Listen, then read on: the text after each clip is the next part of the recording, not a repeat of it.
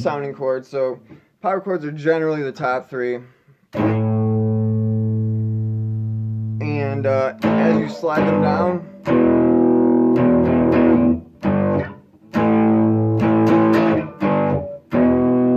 just like what I was teaching you before with the scale, each step is going to be a half step.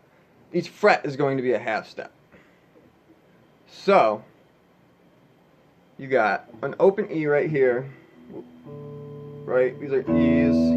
But then if you wanted to pretend that your finger was barred here, right? It'd be behind the first fret. Then you go 3, 5, 5, 5, 5, 3, right? See what I'm saying? So it is a power chord technically, but you don't need to finger it because it's behind the back of the guitar. So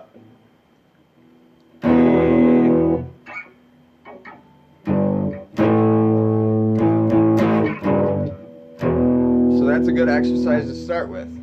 It'll get you moving and used to holding your power chords. So you're only strumming the top three. You have A, G, E, G,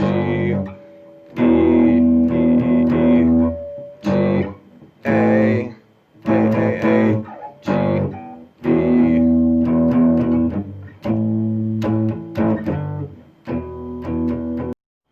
So a guitar has frets and the piano just has keys. So with a piano scale, C to C, it goes C, D, E, F, G, A, B, and finally back to C.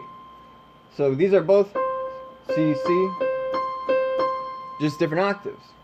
So all the white notes are regular.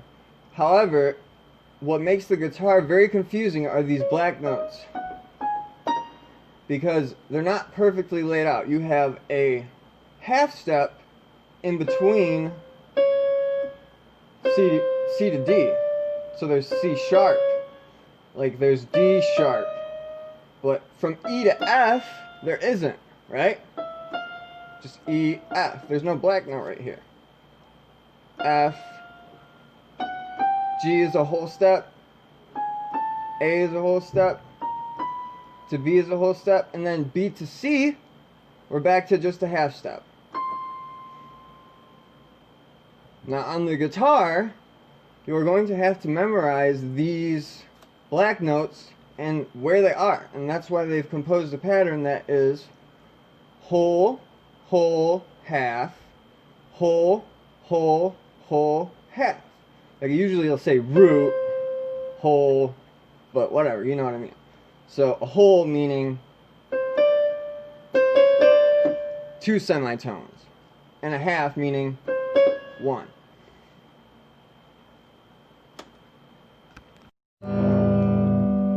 So remembering from the piano, we have a whole step would be from here to here. Here to here would be a half step. So you have 1 fret movement is a half, or 1 semitone. And that's a whole. Now you gotta remember E to F, so E, F. G is a whole. Another whole is A. Another whole is B. B to C, remember, is only 1. B to C and E to F is what you got to remember. Then another whole, whole, and then half, which is back to F.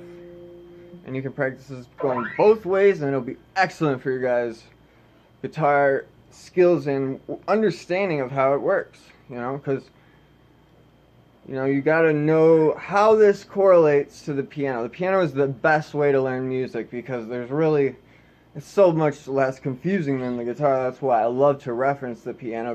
So now I just kind of work on switching from pattern to pattern,